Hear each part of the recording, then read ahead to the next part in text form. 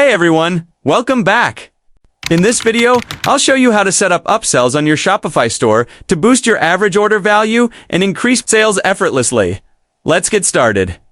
First, you'll want to decide what type of upsell you want to offer: a pre-purchase upsell, post-purchase upsell, or in-cart upsell. Pre-purchase upsells appear before checkout. Post-purchase ones show after a customer buys, but before they see the thank you page.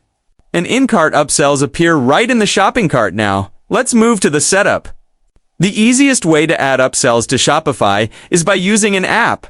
Go to your Shopify admin panel, click on Apps, then head to the Shopify App Store. In the search bar, type Upsell, and you'll see a bunch of options. Some of the most popular apps include Aftersell, Zipify, OCU, and Honeycomb Upsell and Cross-Sell.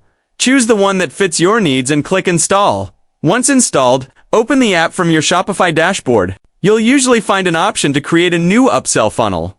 Start by choosing where your upsell will appear before checkout, after purchase, or in the cart. Then, pick the product you want to promote.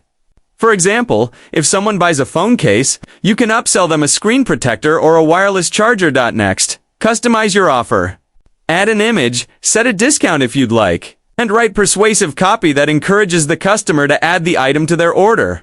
You can also adjust the design to match your store's theme so it looks seamless. Once you've created the upsell, preview it to make sure it looks good. Then click Save or Publish. To test it, go through your store's checkout process as a customer and make sure the upsell appears correctly. That's it. Your Shopify upsell is now live. With the right offer, upsells can significantly boost your store's revenue and improve your customer experience. Thanks for watching. And if you found this helpful, make sure to check out more of my Shopify tutorials to keep optimizing your store.